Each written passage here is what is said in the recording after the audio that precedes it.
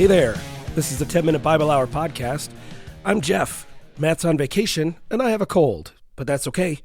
We took an old message of Matt's, cut it up into 5 10-minute sections, give or take, and that's what we'll have for you this week. We'll be back with Nehemiah to kick off the new year next Monday. Merry Christmas, everybody. The Old Testament is the first half of the Bible, and in it, God deals primarily with the Jewish people. And he deals with the Jewish people primarily through covenants or deals that he makes with them. There are 3 big ones that we've talked about. One that he made with Abraham, where he said, Abraham, I am going to make out of you a great nation, and I'm going to bless all the nations through you. And what I'm going to need you to do in order for me to hold up my end of the bargain is nothing.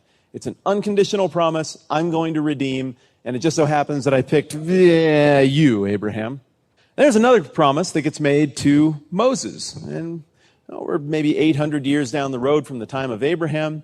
And as Moses and the descendants of Abraham, the Hebrew people, are leaving their time in Egypt, God makes a deal with Moses. And he says, I'm going to give you a land, and I'm going to make you a people. And if you obey me and my commands and keep the covenant we've made, I'm going to bless you. And if you don't, I'm going to punish you. Either way, all the nations are going to know that I'm the true God and that you're my people based on your behavior and how I respond to it one way or the other. So conditional deal. And then we get to a place about 400 years after that where Israel has a kingdom and a king in David, the great king of all time for the Jewish people. And David says, I want to build you a special temple, God. And God says, cool, thanks for wanting to do that. I'm actually going to have your kid do that later. Instead of building me a temple, I want to build with you a covenant. And God makes a covenant with David saying that from the line of David would come a great king, an everlasting king who would establish this great and perfect and complete kingdom. And what David was going to need to do to make that happen was nothing. So once again, it was an unconditional covenant.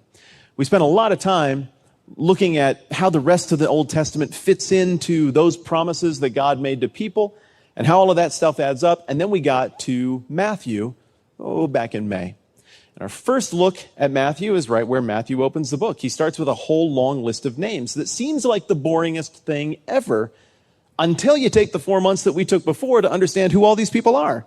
And then, after looking at the Old Testament and understanding the promises of God and how all of the Old Testament points toward Jesus and this ultimate redemptive thing that couldn't be achieved through human means, all of a sudden, all the names on that list matter. And you start to realize, each story that's behind each of these Old Testament character names listed out by Matthew as the forebearers of Jesus, every one of those comes with a story that is a reminder and an affirmation of these covenants and a reminder that all of this is going to culminate in something. And every one of those stories suddenly points to Jesus. The week after that, we looked at the birth narrative, which puts greater emphasis on Joseph and his response to what was going on with Mary than does the Gospel of Luke. But it's brief. And in the birth narrative that we looked at last time around, it's pretty much, well, it was a baby, it was born, it was cool. And Joseph did what he was supposed to do, and Mary did what she was supposed to do, and it was exactly as it was supposed to be. And that's kind of it. Now, you'll notice that when we get to Christmas time, we always hang around in Luke, because Luke gives us all kinds of details and emotion to it, but Matthew seems more interested in establishing one thing and one thing only. The child is legitimate, both as the Son of God and the son of Mary and Joseph, but the child is legitimate as king. If you want to understand Matthew, if you want to understand the whole thrust of the Old Testament moving into the New Testament, that word is crucial to your understanding. King. Matthew is going to pound the point that Jesus is that fulfillment promised to David, that Jesus is this descendant of David who is going to be the great king, who's going to bring about all of the redemptive things and all of the blessings of God to fix what's wrong with the world and what's wrong with people that were talked about in the Old Testament. That took longer than a minute, but y'all are still here, so gotcha. In chapter 2, we get into a story that always comes up at Christmas time, but has next to nothing to do with Christmas. It's just one of those things where it neatly lumps together and the music fits, so we do it. But as we talk about this today, I'm going to ask you to not think Christmassy thoughts and try to come at this with fresh eyes. And to help you do that, I'm going to use an opening illustration that I would never, ever, ever, ever, ever use in our Christmas Eve service. Who saw Mad Max Fury Road? I feel like we're off to a great start because 4 of you raised your hands. You don't need to have seen it in order for this to work. Thank you, Jan. You brought it up to 5. Okay, some of you are new, so I got to do the disclaimer thing. I am in no way recommending that you go and watch this movie, especially with your children. I understand that it has some objectionable content and violence, and I understand that some of the language could be offensive to some people. You get it. I loved it because, to me, this is one of those movies that is a sneaky Christian movie. The themes are so thick with the same stuff that I'm into and that I come across in the Bible. In this story, you've got a post-apocalyptic, washed out, sun-drenched desert, everything's ruined version of Australia, which is way different than how Australia actually is. In this reality, petrol, fuel, gasoline, oil, this is the main currency that everybody wants. But there's no government, there's no order, there's no morality, everything is broken. And this movie opens with this post-apocalyptic, futuristic warlord guy. He's got this kind of Darth Vader mask, and he's pure evil. And you can tell he's pure evil by how he treats people in close relationship, but also by how he treats the people who are his underlings. He's got them under his thumb because he controls water. And rather than thoughtfully distributing water in such a way that would elevate everyone and make things better, he's found a way to harness the mess that is this burnout post-apocalyptic world to give himself power. So he distributes water in this, sloppy fashion that doesn't actually help anybody. He wants people to worship him as emperor or king, maybe even a god. There's a god cult that is developed around this bad guy character. And he's even named himself Immortan Joe. Immortal. Wow, he's bad. Well, along comes this female character with a robot arm, which I thought made her cooler. And she feels like this whole thing is broken, and she has a plan for how to do something to break up the whole system, to disrupt this guy's power by taking down this entire corrupt, ugly, cult tribal thing that he's got going.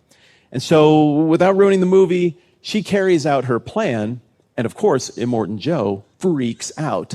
And the rest of the movie is this elaborate hour-and-a-half, all practical effects chase across Australia, blowing things up, and it's fantastic. It's super fun.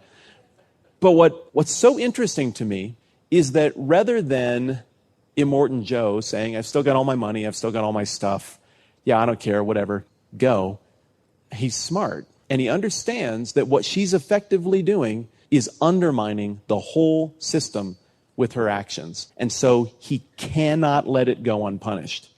And so he burns unbelievable amounts of gasoline and burns through the lives of his followers to go and chase her and her people down in a very not cost-efficient pursuit.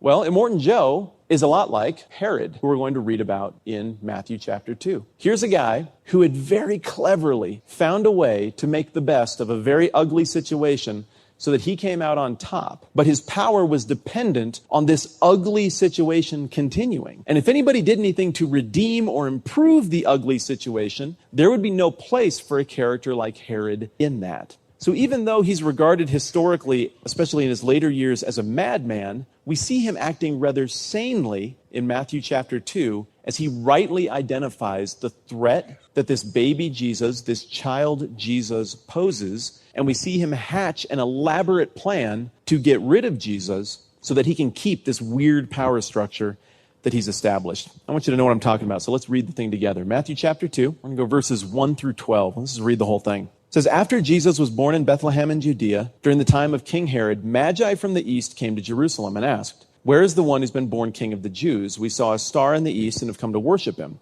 When King Herod heard this, he was disturbed, and all Jerusalem with him. When he'd called together all the people's chief priests and teachers of the law, he asked them where the Christ was to be born. In Bethlehem in Judea, they replied, for this is what the prophet's written. But you, Bethlehem, in the land of Judah, are by no means least among the rulers of Judah, for out of you will come a ruler who will be the shepherd of my people Israel. Then Herod called the Magi secretly and found out from them the exact time the star had appeared. He sent them to Bethlehem and said, go and make a careful search for the child.